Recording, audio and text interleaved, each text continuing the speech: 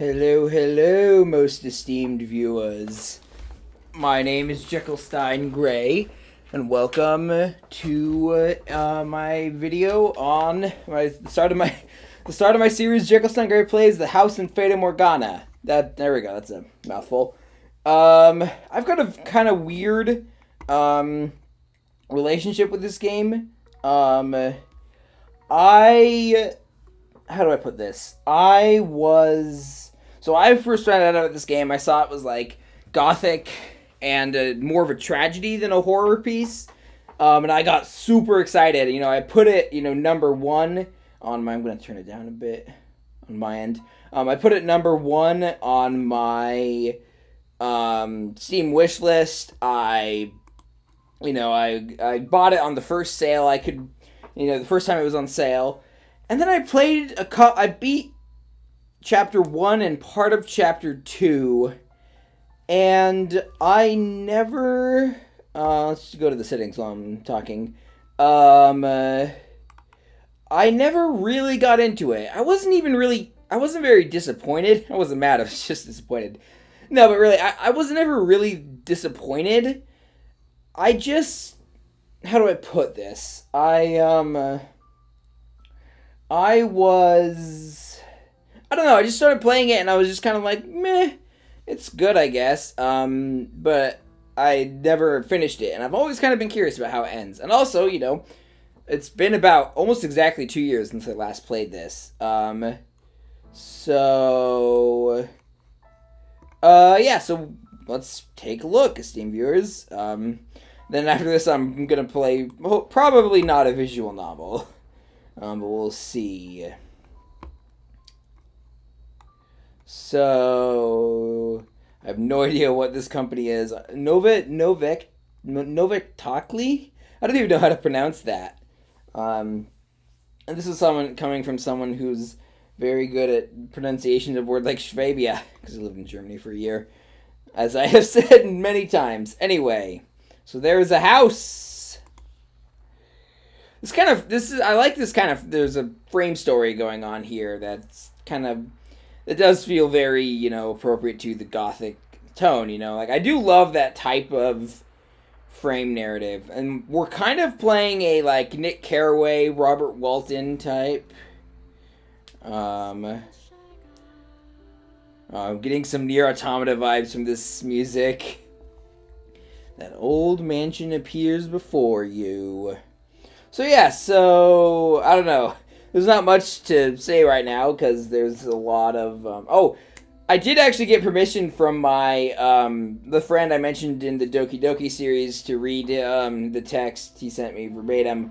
I forgot to do it at the end of the Doki Doki series, so you instinctively accept as truth the events unfolding before you. Why is you capitalized? My god. Amalgam of myriad fates and generations. No one knows who first said... So, what else was I gonna say?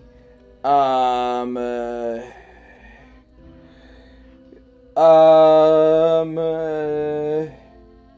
mansion was cursed. Of course it was.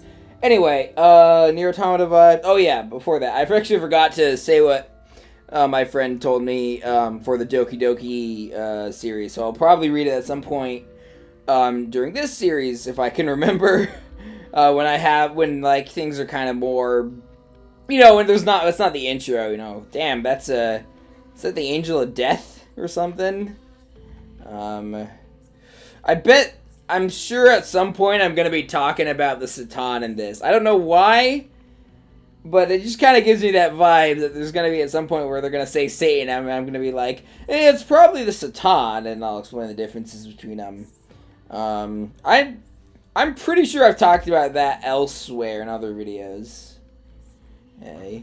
So this is also apparently has like a perfect score on like the Switch version. I read an article about that. If I can find it, I'll link it in the description. It's apparently this game's apparently pretty long, so it's probably going to be, take more time than the Doki Doki Literature Club series. Our Father who are... Okay, so it literally is just opening with the Lord's Prayer.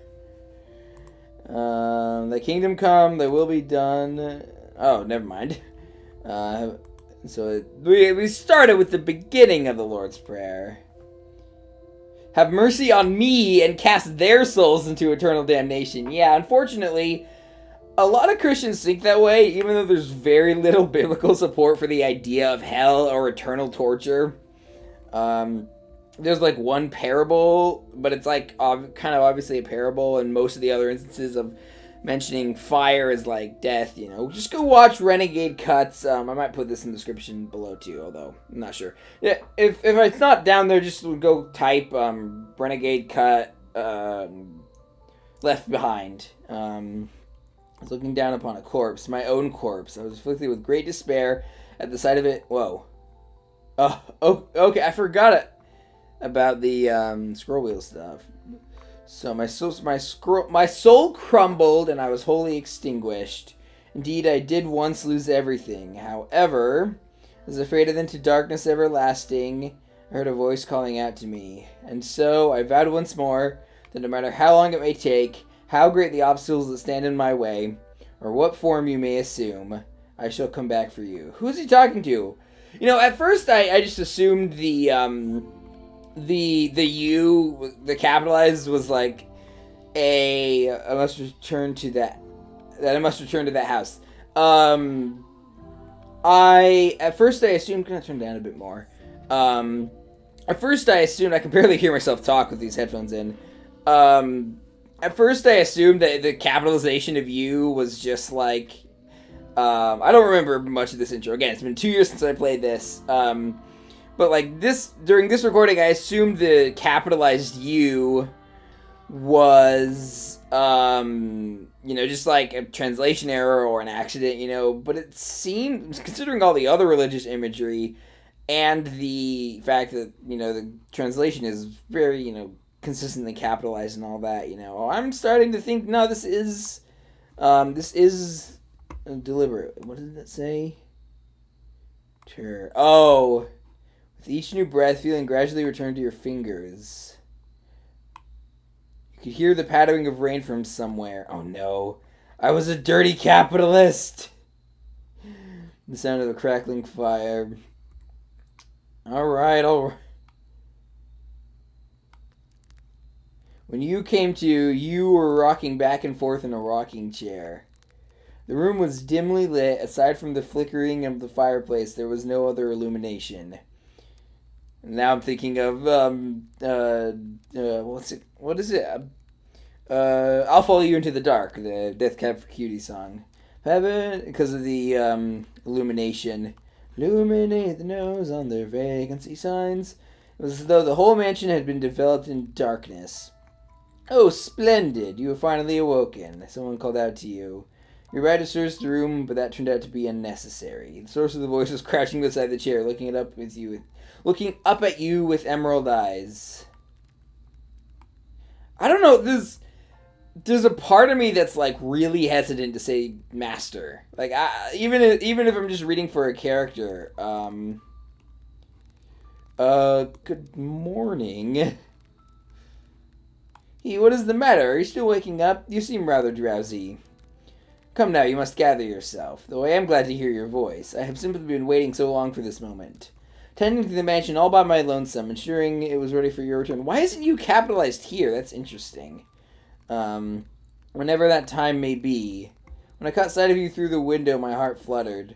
The time had finally arrived. You were perplexed. This woman who looked like a maid seemed to know you. So you's like capitalized when it's narrating me, but not when she's talking to me. I am looking way into this this capitalization, but you have no memory of her. What kind of herbal tea would you like to start your day with? I have some wonderful chamomile. I don't know how to pronounce that either. Leaves, if you would like. Or perhaps your tastes have changed since we last met. What would you like? Beg your pardon, I allow myself to get too excited, but I hope you will be sympathetic. I am just utterly elated that I could see you again. The woman appears to be genuinely delighted that you had awoken, but she seemed to lack the energy typical of her age. She also is way more pale. Life was more appropriate than energy, and she's not an albino because she has green eyes. The gloom encompassed the entire mansion. Sounds like something Yuri would like, and therefore something I would like. A crushing sense of claustrophobia overpowered that familiarity. It seemed as though the house wasn't interested in accepting you just yet. Oh my, you do not know who I am? Amnesia, yeah. You do not know who you are either. That is quite the predicament. If you cannot remember who you are, then who am I to serve?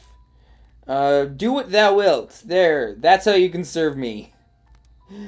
Go, not, free yourself, I guess. I don't know. As though a faint chill ran down your spine. You're the master of this house. No gods, no masters. That word is just going to spark an instinctive anarchist, reaction in me. Though it would seem you have no memories of such. Quite the dilemma. If you know not who you are, then you are no different than a stranger to me, no? Yeah, pretty much. Did you ever turn, but from where? That I cannot say. So they're trying to go for, I am playing this character, and I can't, I don't know this character's backstory, so I have amnesia. In any instance that have taken place here, show you the history of this house. I remember reading that there was a trend in, Victorian or Edwardian literature that was, or maybe it was earlier. I can't remember exactly when, and I can't even remember what the form was called because I haven't ever read a book like this. But the idea was it was following a single object, a coin passed from person to person, and this feels similar, not the same thing, but this idea of exploring different eras in time from this house in the game. Is without a single mirror in the room. Okay, so I just saw there's an achievement I haven't gotten yet for interacting with a mirror. I'm not sure. I'm curious as to what that'll entail. I'm seeing what you looked like. Able to decide, you reflexively nodded. Let us be off then, and fear not. I merely entreat you not to let go of my hand. Should you hold it tightly, you need not worry about being washed away by the waves of history. So we're gonna do some Game of Thrones warging stuff. I was trying to think of other parallels, and I'm sure they exist. There seems to be a common, expedition device. I guess the Matrix has something similar, but warging was the first thing I thought of. Head and hers, you followed the maid's lead through the hall. The air within the mansion was oppressive, as though a thick well, I am a capitalist. As though a black miasma hovered within. The house was bleak and barren. Oh, now I'm thinking about ContraPoints' opulence. I might link that in the description too. Although you could probably just find them yourself if you're interested, esteemed viewers. Came across an open window. Beyond it lay nothing but darkness. Neither sunlight nor moonlight could be seen. There were no chirping birds, no rustling grass, no signs of life at all. Everything that would normally give color to the world had vanished entirely. The only other presence was that of the maid. Following her lead, you proceed through the mansion. I'm curious as to why I'm reading this. I didn't consciously say, I'm just going to read the narration and whatnot, I'm curious as to why I'm reading this out loud and not just clicking through it like with Doki Doki Literature Club. After some time, you arrived at a double door, the glass within shattered. The door, once pure white, had long since faded into a dull gray. Oh man, I'm gonna have so many Ozymandias jokes here. Or not jokes, just references. In the back garden, you could hear children laughing on the other side. I do remember vaguely parts of the first chapter and the second chapter. Though it is in the state you now see it, a beautiful, beautiful garden once lay beyond these doors. The owner of the time enjoyed gathering rare species of rose from all across the world. At its grandest, it seemed every flower was in constant competition for the most majestic bloom. Would you like to see this wonderful era of splendor and prosperity? I very much hope it is to your liking. The maid opened the doors to the back garden. A sudden gust of wind brushed across your face, forcing you to close your eyes as you followed the maid out the doors.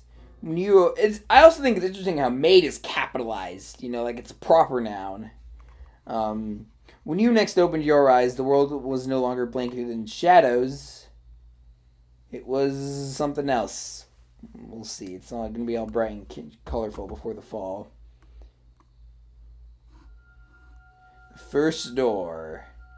So I think there's 4 eras, if I remember correctly. Again, I've only completed the first era, and I got like halfway through the second era, and then and after that I'll be going in blind.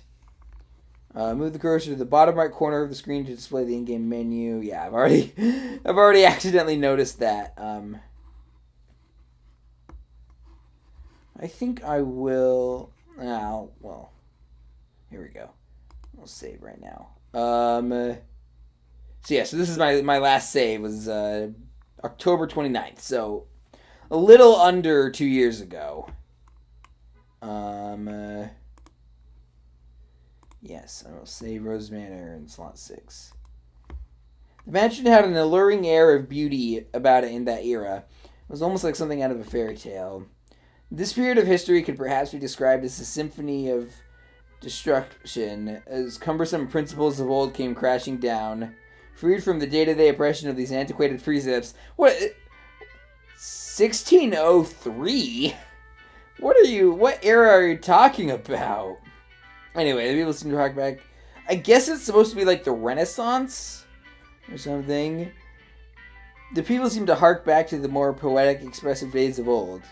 They took these newly blossoming emotions and enhanced. This is a pretty romanticist angle. With them, they wrote literature, painted portraits, composed theater, and found love. Even the church, which had maintained authority throughout the Middle Ages, embraced the changing times, adopting the culture's flowering sense of aesthetic. Oh yeah, so it's pretty, it's kind of the Renaissance, vaguely at least. War would break out not 20 years from then, plucking the ripened era from the tree of history. But that is of no concern to us now. At the time, it was still what people referred to as the Golden Age, a period of furor for all who were there. Furor. I watched a couple episodes of Full Metal Alchemist earlier. Give me a break. Earlier today on the day I'm recording this. I will say, this game looks really good. Now let us take a slight detour. No, we will not be changing locations. This is a tale about the mansion from beginning to end. We will, however, be moving through time. I think the earliest version of this is the earliest timeline is 1029 or something, so it's about 8 years into the past. So, that's not where this is. So it's kind of a Christopher Nolan jump around time thing, from what I understand. Although if it was Christopher Nolan, it would be jumping between time periods rather than here's a time period, here's a time period, here's a time period. Anyway. Mother and father, brother and sister all had distinctive, beautiful flaxen hair. I was always enamored by their hair. By contrast, mine is the color of a wet crow. See, there I am, standing around looking rather a fool. Some of us actually like dark hair colors more than blonde, but, what do I know? I was happy back then. And what reason did I have not to be, afforded the opportunity to attend to such a beautiful home? So I poured my heart into serving that family. Also, elephant in the room, there are kids and singing and clapping in the background. Listen closely if you would. That soft, fleeting sound that could only be a young girl singing. Can you hear it? La la la la la la. The girl you see cheerfully picking crimson roses. Also, this is a Doki Doki Literature Club distortion of the music is what it sounds like to me. Or maybe it's just my headphones. I don't know. Anyway, I was adjusting my headphones in their jack ever so slightly to see what was going on. The girl you see cheerfully picking crimson roses and singing like a songbird was called Nellie. Though young, she sang with elegance. Nellie was deeply fond of the house's garden, and she would often spend her afternoons here. Gorgeous roses gathered from all across the world bloomed in the garden. They were given the utmost care and even had their thorns removed. Okay, it seems like a lot of effort. So young Nellie would not hurt herself naturally. I mean, unless she's a hemophiliac. That just seems like overprotective nonsense. The light brown-haired girl. There's a lot of emphasis on the hair color. I wonder if that'll show up later. The light brown-haired girl carefully plucked petals from the roses, gathering them up as she sang. Her voice was like music played by fairies. In this era, fairies were not the same thing as fairies are now, as like the way we imagine fairies now. Anyway, the sight of her was like an angel descended from heaven. Oh dear, please don't look at me like that. I admit I was being rather fanciful. But what is a woman if not fanciful? A lot of things? Anyway, I'm just gonna... I don't know, there's a lot to unpack there, and I don't really feel like unpacking it right now. So, little bird, singing night and day. For your little birdie heart, sing your woes away. Pretty flowers all around the little birds. And even when the sun comes up, oh dearest Mel, I've forgotten what comes next. Are you listening? Nellie was, as a matter of fact, not the only visitor to the rose garden that day. She always came with her older brother, Mel. The young siblings were inseparable. Mel adored his little sister, who in turn pined for his attention. The sight of the two innocent children cuddling together, not yet shackled by the fear for the future, was truly heartwarming. That day, Mel was sitting in the shade of a tree reading a book. As I'm sure you are aware, in their time, books could not yet be mass-produced. Well, again, going by actual historical,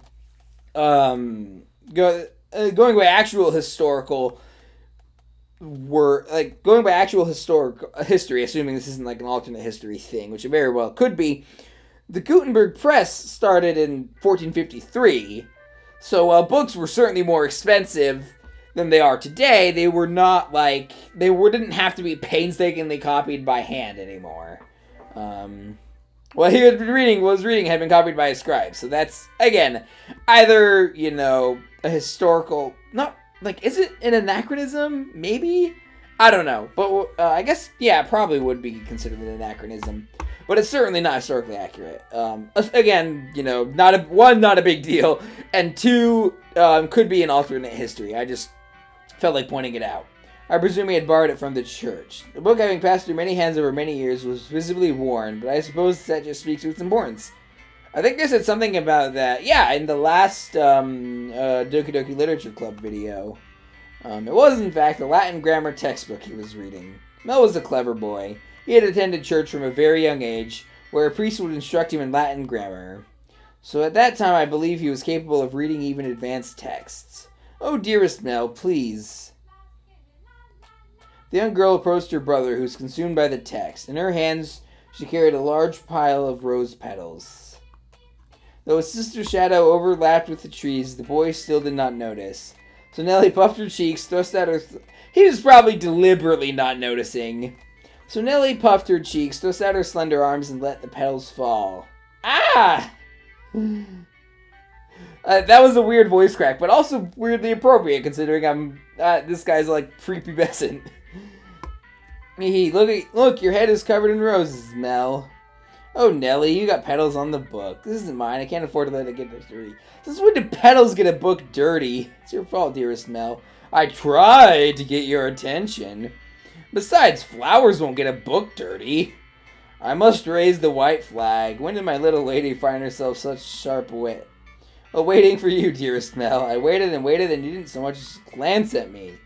I'll be an adult. So knowing how this ends, there's some stuff to talk about here, but I'm not gonna, like the previous, like most of the time I play through a game for the first time on the show, even if I know how things end, I tend not to want to reveal them in case people are watching this and haven't played the game. I'll be an adult by the time you're done reading that book. Wow, that soon? That soon. Mother says girls grow up fast. She may be right. In that case, we should do something together before you're all grown up. Surely you won't play with me any longer when you become an adult. That's not true. I'll still play with you even when I'm grown up. But grown-ups don't play, Nellie. Oh, fine, I'll stay a child forever. I just remembered, is there going to be an arranged marriage plotline going on here? Did you just say you were about to grow up? Randolph Bourne would say that growing up is on some level a choice that, the handicapped tend to make because being a kid sucks. At least in my experience. So mean, Mel. I'm sorry. Please don't pound me, little lady. How about this? To make it up to you, I'll play whatever you want today. Really? Do you mean it? I want to play make-believe. That is an incredibly broad category, Mel. Or Nelly. Make-believe. Make-believe. I will be the princess taken captive by an evil kingdom, and you, dearest Mel, will be my valiant knight. Tale as old as time. Have I ever actually gone on a rant about, like, how much I hate arranged marriage plotlines? I'm actually planning on doing a video on unrest soon. You know, it'll be season 3 of, the start of season 3 of Homework Communism. And so that will be, I'll probably talk about it there and why I think unrest is one of the only good arranged marriage plotlines I've seen. Anyway, a knight can become a prince? Impressive. They can. Knights and princes both have to be charming, so of course they can. That's not how anything works, Nelly. Which is why it must be you, dearest Mel. No one else can be my prince or my knight. While he may have outwardly appeared, while he may have appeared outwardly embarrassed as his rose-cheeked sister proclaimed prattlingly, I am certain he was smiling on the inside.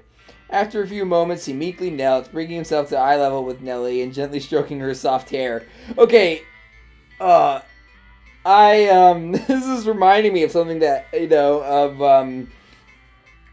I played with my, younger cousin's friends, recently, over the summer, and they took to calling me, and my cousin's name's cousin. I'm not gonna say her name because of privacy and whatnot. And there were times when I was like, okay, this is really embarrassing, and I'm just gonna not go along. But it was, it was fun. All right then, you're my princess, Nelly. Not just anyone's princess, dearest Mel, but yours alone. So don't be anyone else's prince but mine, okay? Nelly? Geez, my princess is quite the fawner. Is that bad? Does that make you dislike me? Not at all. I'm proud to have you as my sister, Nelly. You mean more to me than anything in the world, my dear princess. Hee hee hee. I love you, dearest Mel. You'll always be my prince forever and ever. Her mood quite improved. Nelly began humming the melody of the song she had forgotten the lyrics to. Holding the skirt of her dress out from her body, the young girl pranced about the rose garden. Mel, his eyes on her back, gave a little shrug. Oh, Nelly, don't come cry to me if you trip running like that. But Mel was not entirely disapproving of his sister's excitement. He carefully brushed aside the petals on his book, set it in the shade of the tree, and began chasing after Nelly. They were picturesque siblings, brimming with hope. And at this time in their lives, there was nothing to jeopardize that hope. Would it not be wonderful if children could stay children forever? I am... Again, like I said, I did not have a happy childhood, so... And honestly, most autistic people probably can relate. And it has been that way for over a century. So, I'm gonna go with no. As I see it, though, the pleasant, gentle times in our lives have died because they come to the end. Okay, yeah. Eternal sunshine of the spot. How happy is the blameless vessel's lot, the world forgetting by the world forgot. Eternal sunshine of the spotless mind. Each prayer... the last line always gets me. Each prayer accepted and each hope resigned. I want to say... I don't know. Wouldn't you agree? No. Time continues to flow, impartial and without exception. Like a raging river. As such, everyone's childhood comes to an end. There was a time, I don't want to harp on this point for too long, but there was a time when I was just like, oh, everyone's childhood sucked. And it's your mythical prelapsarian version of your life, because now you're an adult and you have to deal with different crappy things.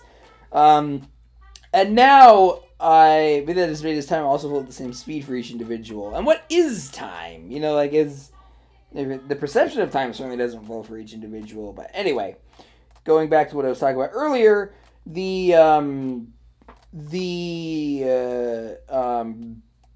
And then I kind of realized at a certain point, like, I'm just kind of projecting my own crappy childhood on everyone else, because I am definitely, I've still got a lot of unhappiness and a lot of problems right now, but I am certainly doing better than I was as a kid. Anyway, now let us take a trip down the river of time. I would be very much delighted if we could remain at this point in time, but unfortunately we cannot. Please do not let go of my hand. And I got the text bubble off the screen. We get to appreciate this nice painting. I wonder if these are actually like hand painted or like watercolored or whatever. Actually, hold on. I wanted to see if I could make it not 4x3, but apparently not. I'll be on my way then, priest. Oh, you usually stay for longer. Yes, I have an errand to run today. Thank you for your time as always. Would you like these? I'm going to probably go for another scene or two and then call it. I still got to walk the dogs and do some housework and whatnot. So, yeah. Would you like to book back sometime next week? Next week or the week after. Or hold on to it as long as you'd like. But surely there are others who want to use it. Not as sharp as you, Mel. Put yourself in my shoes and you'll understand. I want to give you any advantage you can get. Oh, yeah. Besides his family being absurdly wealthy, he's got no advantages in life whatsoever. Oh, do you not believe me? No, I believe you, Father. And I mean to do whatever I can not to disappoint you. That's the spirit. If you need anything, don't hesitate to ask. I'm proud to have you as my pupil. Ah, yes, and Mel, do consider what we were talking about. Going to university? Indeed. If you do, I can introduce you to some accomplished instructors. There's very little left for me to teach you, and I believe you would make a fine priest. It's an honorable thing, Mel, to devote yourself to the service of our Lord. Ugh! Maybe you could also devote your time to the bringer of light. I'll give it some thought. If you'll excuse me then, I'll see you again. The doors are always open. Very well.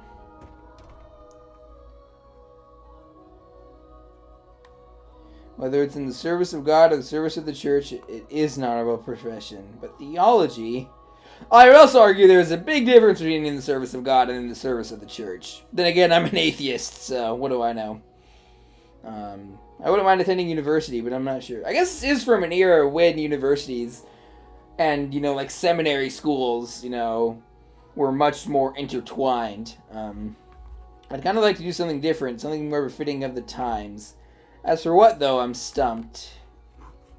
But I need to make up my mind soon. If I drag my feet for too long, even my father is liable to grow impatient. Mercy me. Young sire, blessed young sire, alms for the poor. Ah, this beggar, if I'm not mistaken. I forgot about the beggar. I think he's kind of important, if I'm remembering correctly. He's been inside the church since last week. Alms. The way he shakes his head. I can get a glimpse of his forehead under his hood. He's completely bald. I've been playing Hitman. A lot of Hitman recently. So now I'm like, oh no, is this guy Agent 47? Buy yourself some bread with this. Ah, thank you very much. May the Lord bless your soul. Thanks. The Lord. I also might do a series on A Requiem for Innocence, because I own that on Steam too, but I haven't played that at all. No. Oh no! Nellie's going to be cross right on her way home. Curses! And it looks like it's going to rain. Oh, thank goodness. You appear to have a firm grasp on your consciousness. Well, as firm as it ever is. I was afraid you'd accidentally let go of my hand. Hee hee hee.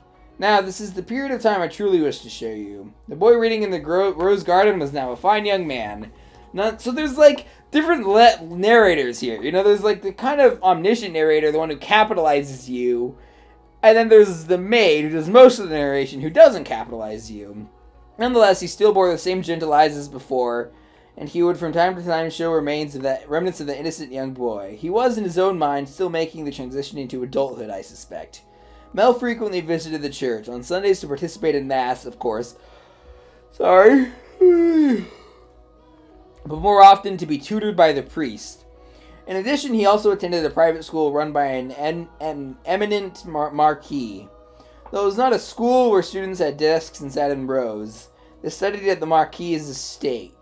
Secondary and higher education was not the same as it is today. So is this supposed to be like modern day? Or like turn of the 20th century? I don't know. And Mel was considering university. The priest wanted to recruit him to the church, but Mel that's the thing with having an immortal narrator, is the timeline tends to be kind of fuzzy. But Mel is having difficulty deciding what he should do. I guess I shouldn't say immortal, but absurdly old at least. That he had such a choice as envious, is it not? Yeah, it's a shame that almost every other member of the peasantry did not have that luxury. Mel, good afternoon. I'm here to pick up my order. Is it ready? Aye, ready and waiting, young Master Loads. Oh, don't call me young master, please. I beg your pardon. Can I seem to get me ahead out of the past? Your order's right here, sir. Mel stopped at the jewelry store in the center of town on his way back from the church. The building was both a workshop and a storefront, and the nobles of the area were deeply fond of the master's wares. He was so skilled, even the royal family had commissioned from him. Impressive. As a matter of fact, the wooden sign out front was engraved with a replica of a piece of his jewelry said to be on display in the palace. As artistry flourished in this golden age, the number of shops selling luxurious items such as jewelry rose in kind. However, the clientele of these shops comprised a very narrow range of people. May I have a look? Of course, of course. Here I am. Oh boy, that was a yawn and a voice crack at the same time. Good, it came out just as I hoped. Splendid work. Hehehe. Can I afford to disappoint a loyal customer like yourself? An admirable work ethic. I'm sure she'll love it. Such a kind lad, young master. Me boy back home could do well to learn a thing or two from ya. Every man ought to show women some cordiality. I mean, most women, sure. I mean, but if I met Ayn Rand down the street, I would not exactly show her much cordiality. Not because, of her gender, but because she was an idiot. Whose work has done a lot of harm in the world. Oh, right. Don't show him respect. Don't show him the same respect you would show a man. Show them respect, because if you don't, they're gonna not make a fire or something. I don't know. Again, please don't call me young master. My apologies. I'll take this and be on my way then. Good day. If you find yourself in need of aught else, just let me know. I can make any jewelry you ask for. Come to me, and your sweetheart's day'll be sure as made. And I'm sure, and I guarantee the two of you will have all sorts of fun when you give it to her. Please, I don't have a sweetheart. Oh, well, that's a surprise. I'm sure many girls are vying for your hand too, young Mr. Rhodes. I keep thinking of Rhodey from the MCU when they say that. I mean, fine family, good looks, charming, and your future is all, but I'll be on my way then. I'm in a bit of a hurry. Good day, come by again any time. Goodness. Maybe I'll say I want to study abroad or something. Patient as my father may be, that would certainly anger him. I can hear it now. You're wasting your God-given talents, boy! You are not ready. I could renounce my name and rank, go somewhere far away. That sounds like the kind of plan Nelly would come up with. I'm more and more, certain that there was an arranged marriage plot line to this game that I just completely ejected. As you drew closer to the mansion, the rich fragrance of roses grew more prominent. Over time, the distinctive scent had led visitors to refer to the house as Rose Manor. It was also probably a play on the flaxen hair. What is it with this game and hair color? I don't know. It was also probably a play on the flaxen-haired family's last name, Rhodes, which you heard the owner of the jewelry store say just moments earlier. The mansion looked quite different than it does now, though. No thickets of ivy covering the walls, and no rotten broken doors to be found. So it's more boring, then. I wonder what the Rhodes family would think if they saw the house in its present tragic condition. They would probably be like, goodness gracious me, the family name has fallen into disrepair. Inside of their abundantly blooming roses, a veritable symbol of prosperity, long since withered and turned into soil. My apologies, I got a little sentimental there. Let us forget for a moment about our own time. Suppose I stayed out a little too long. Oh well, the sun still shines high in the sky. I'm sure it's... Oh boy. Dearest Mel, what took you so long? Wherever have you been? I've been waiting forever. Nellie, you're not in the house. Nope, you were taking so long I decided to wait by the gate. But you didn't even notice me at all. Is that any true lady? Something's never changed, I guess. All that studying's got your head stuck up in the clouds. No, it hasn't, really. Also, you're heavy. Could you please get off my back? It's probably the corset and all the restrictive jewelry. Heavy? I've been gradually reducing the amount of sweets I eat, and I love sweets. I made the figure for a new dress. Yeah, it's your new dress that's probably heavy. I didn't catch that. Were you saying a tongue twister? You're such a dimwit, Mel. Jerk, blockhead, weakling, and obnoxious to boot. Whatever happened to the delightful little girl who was once my sister? She'd probably throw a fit if I said that out loud. Should you really be outside, Nellie? You are the star of today's event. It's fine. They can call it a birthday party, but I know it's just about fraternizing. It's obvious what Father's true motives are. He'll be gathering a bunch of boys from good families to look for someone to marry me off to. Okay, this is a sign that I've been playing too much Crusader Kings recently, because my first thought was, is it going to be matrilineal or not? Anyway, I have no interest in that at all. Nobody like that, Nellie. They're all here for you. At least enjoy what you can at the party. Grrr. And besides, not completely terrible. Look at this, dearest Mel. What do you think? What do I think? About what? About what? Mel? My new dress! It arrived! I'm wearing it! How could you not notice? I didn't notice it was something I hadn't seen before, but you have so many dresses, Nellie, so... But this is the dress I had made just for today. Ugh! Look at the colors, they're so pretty. It's the work of a renowned dyer. The spell is just lovely. You see how it comes together to form a butterfly? Oh! Oh, I'm just absolutely in love with it. I think I'll be wearing this dress for a while to come. So tell me, what do you think? Does it look good on me? Yeah, it does. It's pretty. In some ways, I guess she still is a delightful little girl. Oh, dearest Mel, I love you. I'm trying to say... There's something I keep wanting to say when I'm reading this dialogue, but I'll wait, because it's kind of a spoiler. Anyway. Oh my, you dropped something. And what have we here? Wait, hold on. No, I can't have that yet. Is it a present? Give it back. I was going to give that to you later. I knew it is for me. Just what could it be? Hey, don't open it. Oh, I love it. A rose necklace. And this design is from the jeweler the royal family uses. Oh, my dearest Mel.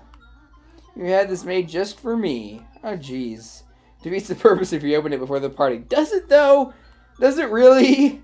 Happiness is always better sooner rather than later, Mel. No, happiness is always better more than less. And sometimes having more happiness later is better than having less happiness now. I think I'll put it on right away. There, how does it look? Looks lovely. My prince is still the sweetest in all the land. Don't make such weird noises. Oh, but why not? A prince always knows exactly what his princess wants. And this princess wants some rose jewelry to go with her new dress. Understand? Hee hee. Jeez. I sure don't have it easy playing your prince, Nellie. Might be about time we found a new one. Prince is a prince because you can't just find one standing on the street corner.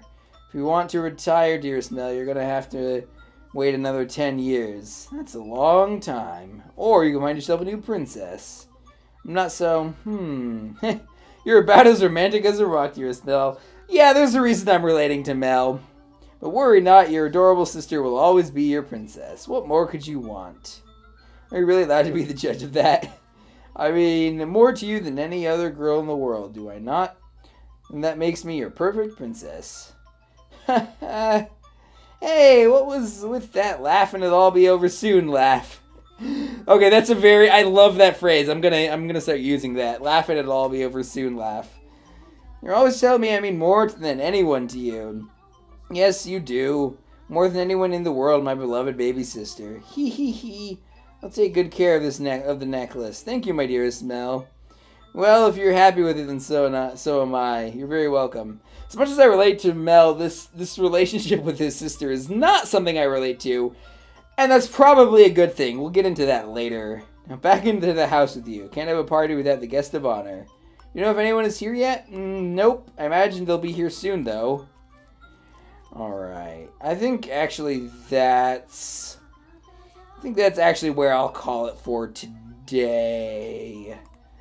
There's probably a whole rant I'm going to go on about arranged marriage plot lines. Maybe I'll just wait till Unrest to talk about that.